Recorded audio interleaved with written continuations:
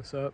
I don't even know how to start YouTube videos, to be honest with you. I haven't done this in a very long time.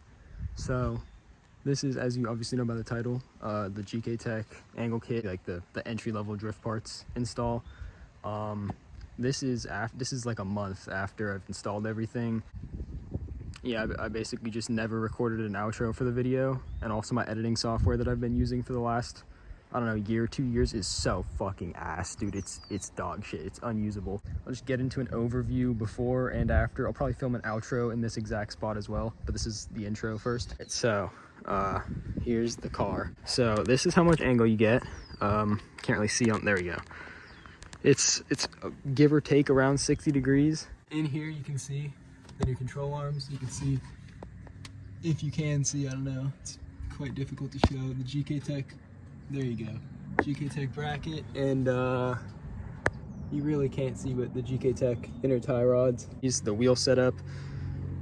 This is something not a lot of people talk about, a wheel setup to not rub at lock.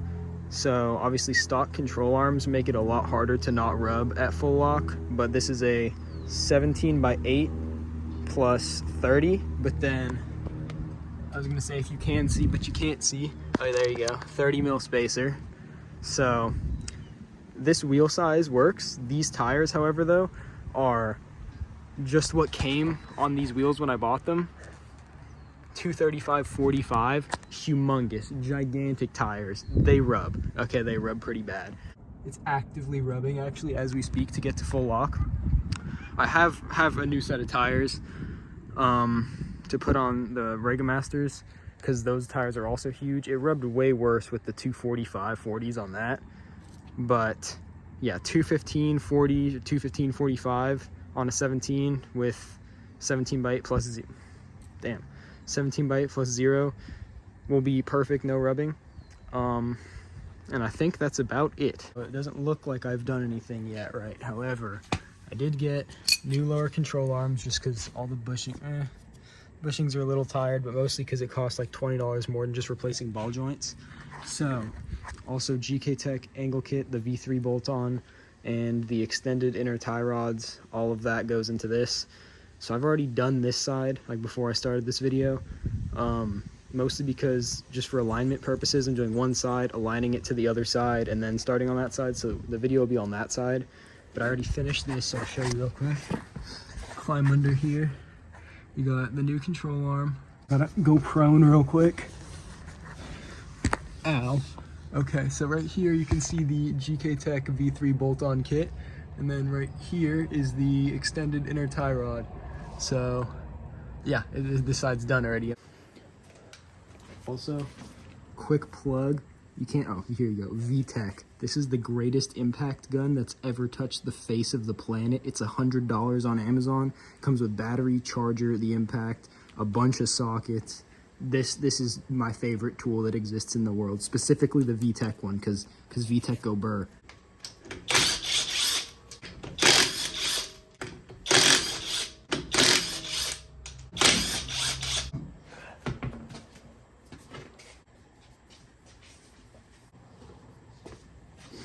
So I'm gonna do this in the same order I did it on the other side, which is lower control arm first, because it's the only thing that just is bolt on, bolt off, no cutting, grinding, painting, anything.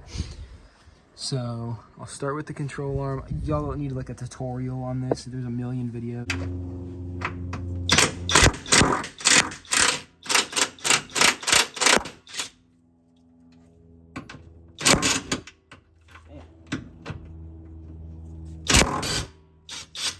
Other side, this one is an absolute pain in the ass, bro, because you can't fit a ratchet in there, so I have to use like a wrench, and it was just really tight, but hopefully I can get this one out relatively easily. Okay, well, this was like 16,000 foot-pounds, but I finally got the ratchet's spinning, but it's against something. But god, this bolt is so tight, bro, holy crap. Now what I'm about to show you is the part that took me a very long time on the other side, and that is to separate the, god, the camera's all yucky. Holy, sorry you can't see literally anything, Jesus, but you'd think, oh, just buy a ball joint separator tool. Hell no, I have like 6 different hammers.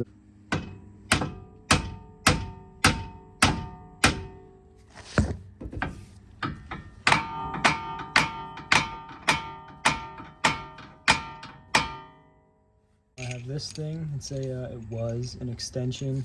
Now there's a 21mm socket on it, and it's like a slide hammer guiding thing. I don't know, dude. Hopefully I don't break my everything. Something like that. The phone might get swapped a little bit, I can't lie. Is this where I need it to be? Right here? Yeah.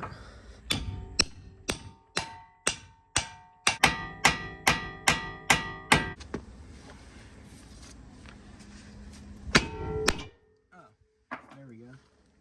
After much hammering, I just turn it this way, smack it 2 times, and then now it's popped out. It's like that. This one is now out. Yeah, this ball joint was also not in the greatest condition. You know, I don't think they're supposed to be that soft or that open. So, okay, so these are just impacted on real quick, and then I'm about to fall over.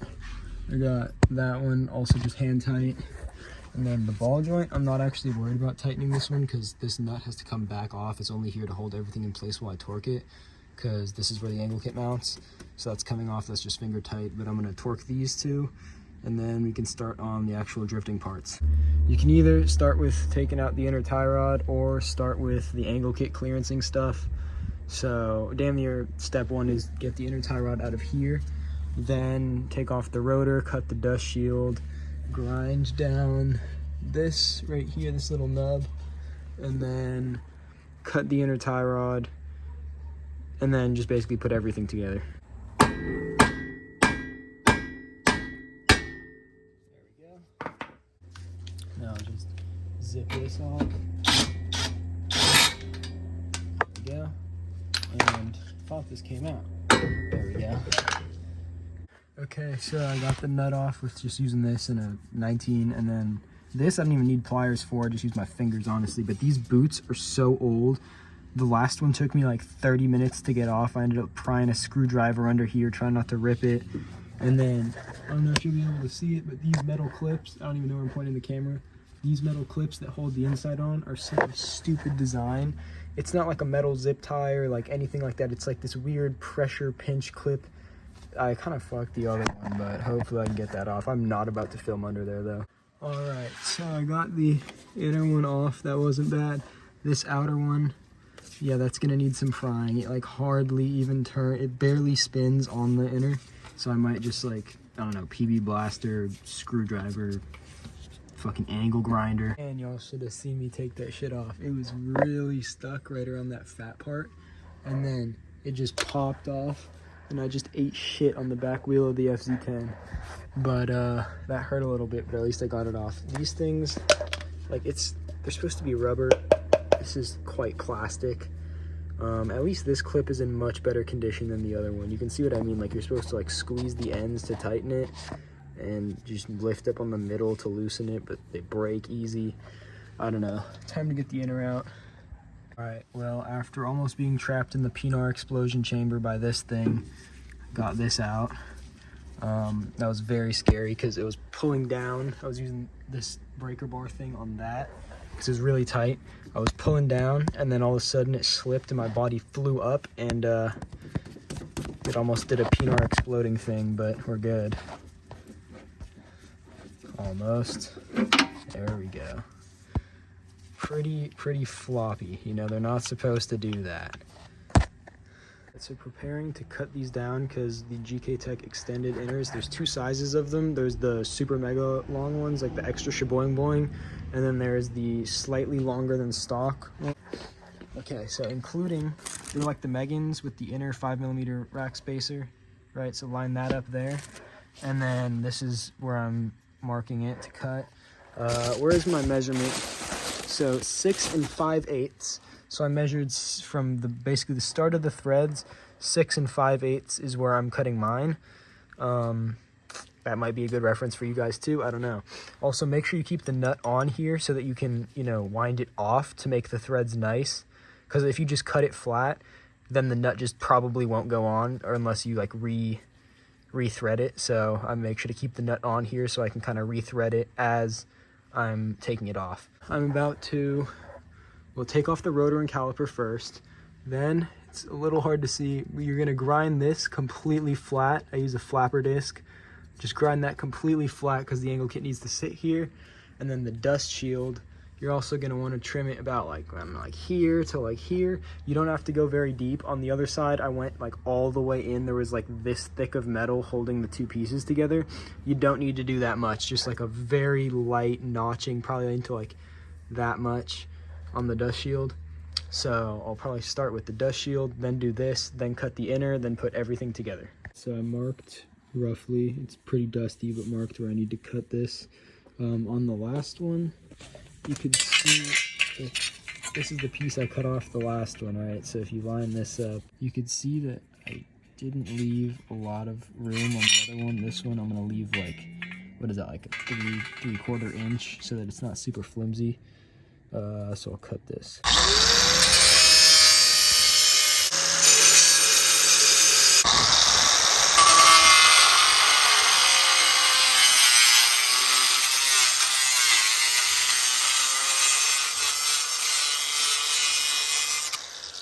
I'm not really worried about this rusting. It's not going to be like a structural anything, but I'll just hit it with black paint real quick. This is cut and ready to go back on. However, might as well grind this while it's still off. So change to a flapper disc because I don't want to actually cut this at all. So now I'm going to just grind.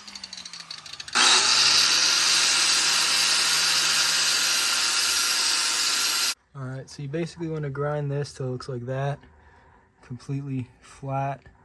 So the angle kit can go on now. I'm going to also hit this with some paint real quick, because this actually I don't want to rust and does matter, unlike the dust shield. Alright, so now I brake cleaned it off a little bit, and I'm just going to, and that's plenty, perfect. Just let that dry, and then I can start putting the angle kit and stuff on. While I'm waiting for that stuff to dry, I'm about to swap this back for a cutoff wheel. And then I'm going to cut this down to the line.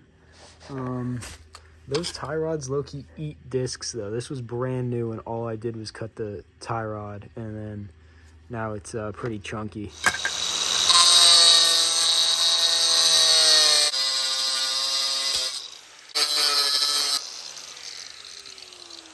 Alright, so cut that. At first I was a little worried about the threads because, where is it?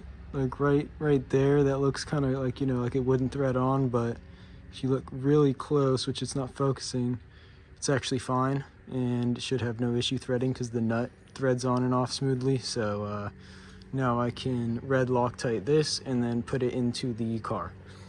All right, my phone died mid-recording of the last clip.